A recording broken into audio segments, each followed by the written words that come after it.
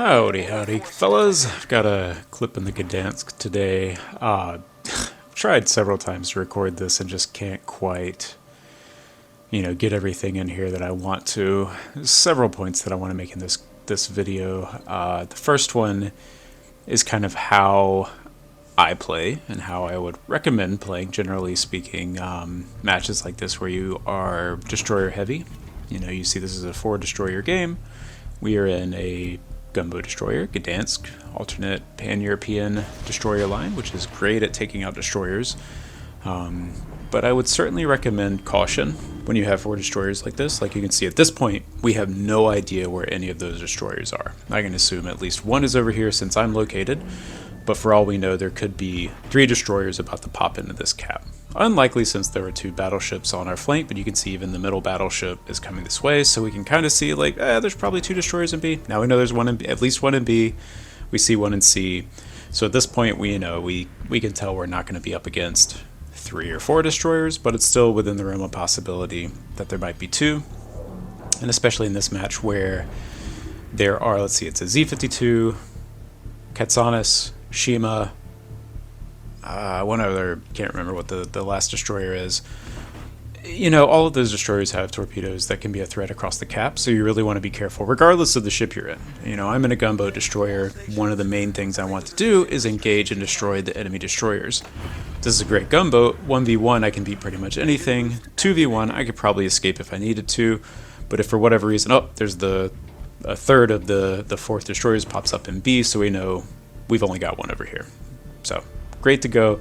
I don't want to fight 3 destroyers. Even if I win, even if I sink one, I'm likely to take a ton of extra damage, and that's just not something I want to do 1 minute into the match. So a little caution, angle out, hide behind the island, or beside the island, specifically so I'm still spotting the ships, but not behind it, but near it. So if I need to bail, if I see a bunch of incoming torpedoes, that I can get behind the island before I get depth struck by a Shima torpedo. So we see the C-52. I am running mortar on the Gdansk. I have gone back and forth with concealment and mortar. At this point, I would argue that mortar is actually better. This is one of the rare situations where I think it's intentionally... I have intentionally made my concealment worse. I think you can get this down to 5-4, 5-3, 5-2. I can't remember exactly. Probably 5-4, 5-3 with concealment. But in that engagement, you saw the Z-52 has actually had terrible concealment as well. Especially for a Z-52, that's quite bad. I think I spotted him before he spotted me. But you could see that he sonared me, but I was able to get out of his sonar and then still radar him. In the Gdansk, I think that's more beneficial than being able to sneak up closer and engage, because realistically, I want to be further away from the ships because I can use my speed to greater advantage the further away that I am. One of the drawbacks of the ship is it's quite big, and even though it is fast, it's not particularly maneuverable. So I'd like to be a little bit further away when the engagement starts. I can use my radar if I'm spotted and have the advantage over any ship, even something like a Z-52, which has incredibly good sonar. Here, we've got this clump of 3 battleships. Over here, our friendly GK goes down because he is being a Superman and just charging into 3 ships. And now we're down 3 ships. They have only lost the 1 destroyer that I sunk. This is something that I've seen recently, is a lot of, we'll say, debate about how manly your battleships and maybe even other ship types need to be. I think that GK going down, it was probably 4 minutes into the match, is a prime example of when he would have been more valuable to have not done that. When he goes down, he frees up these 3 battleships to go impact the rest of the match, and you'll see that at least one of them, I think, has a pretty influential impact in the B cap. It's that GK, the red GK that's going over to B, Grosser Kerr first is GK, heading to the B cap, and he's got a 6-kilometer sonar that he's going to be able to use to influence what goes on in that cap. I'm trying to get some damage on this Musashi, trying to lock down the Ohio. he easily could come forward around this island at this point and cap A, threaten A. The fact that I'm still here, he presumably knows that I'm here because he is still located by my target locator. He can't just push into the cap and flip A for free. So I'm still kind of locked in over here, but he's also locked in with me. And the Musashi, you know, in a more threatening torpedo boat, this guy might have really paid for this, but he does take a couple of hits, and you'll see in just a second where he hit. I think I'll look at him when he hit. Yeah, there we go. 1-2 hits. Has a flood that he has to repair, and it at least does slow you down. You know, even if you almost instantly repair a flood, it actually does slow your battleship down pretty significantly. It's not as much as like knocking an engine, but you know that the speed takes a little while to get back up and things like that. So it does disrupt his maneuverability and make sure he has to damage control party. And then our friendly Montana takes him out. The GK is pushing into B, and you can see right now it's even. We have all the caps. We are ahead on points, but this is still anybody's game at this point. The Ohio is still threatening this A cap. Or at least presumably. We know that he's over there. We don't know exactly what he's doing. If I leave this A cap and the Ohio is still sitting right there, he can just flip around this island, sail up, you know, south to north through A, and then he can threaten B. He can duke it out with the BA Montana that's north of B. So you know, this cap isn't settled yet, despite the fact that it's been capped for basically since the beginning of the match at this point. We're not done over here. Here I engage on it, and Ohio is likely to have 8.4 kilometer secondaries. They could be further, but I almost certainly are at least that long range, just because secondary module and first slot on the Ohio is pretty standard. So I don't want to engage closer than that, but I'm willing to take a chance a little further than that, especially as with my speed, you know, I'll most likely be able to dodge without taking too much damage. And again, I'm generally trying to conserve my health throughout the match. I don't want to spend it for nothing. If I distract him, force him out, he did take the one torpedo, unfortunately no flood, but I am trying to pepper him a little bit, set him on fire, get him harassed, and scare him away from A. So now he's heading south. He's not going to be able to turn around for a minute.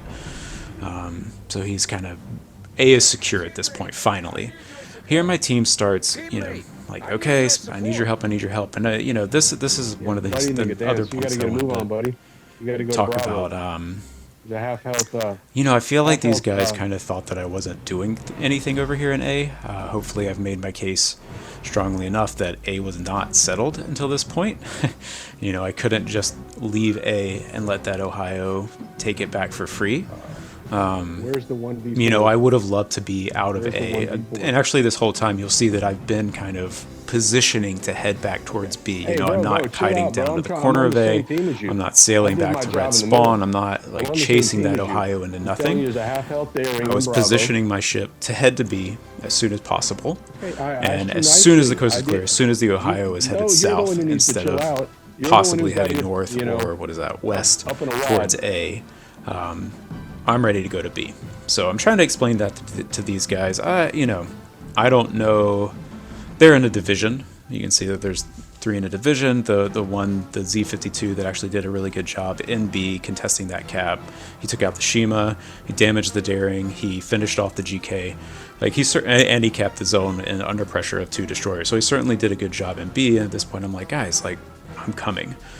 This is kind of my second point of the video, is that you really, even if you're watching the map, you don't necessarily know what the rest of your team is doing, what their plans are. And I think it's important sometimes to try to give them the benefit of the doubt, especially if you have communication. You know, once these guys see that I'm on the mic, I generally leave my communication off, but I will. My mic is off. I can hear if other people talk. Most of the time I end up muting background noise, but I think it is important in the off chance that someone wants to communicate. Like, hey, we can...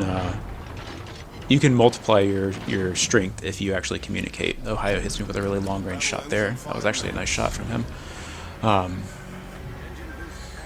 Yeah, and we kind of end up going back and forth a little bit on this, as I assume he's dropping in and out of his division voice chat, so I don't know that he hears everything that I'm trying to say to him. And I was a little, mildly annoyed that they seemed to be thinking that I wasn't doing anything when I felt like I was. And you'll actually see at the end of the game we all have a totally fine match. So I just think that I don't know, this wasn't necessary. Here I'm radaring both to give vision on the daring. I would have loved to shoot him, and I also thought that the Katsanis might continue this way. And I could get some cheeky shots off on him, but he's not headed this way. But we do spot the daring. There's a friendly Carl Johan over there in C. I don't think he gets the shot off then, but he does get a shot off later. Ohio goes down, so he kind of went south and then is coming back in and exposes his broadside to the BA Montana that's pushing around that side. So again, I think, what I was doing over in A was valuable.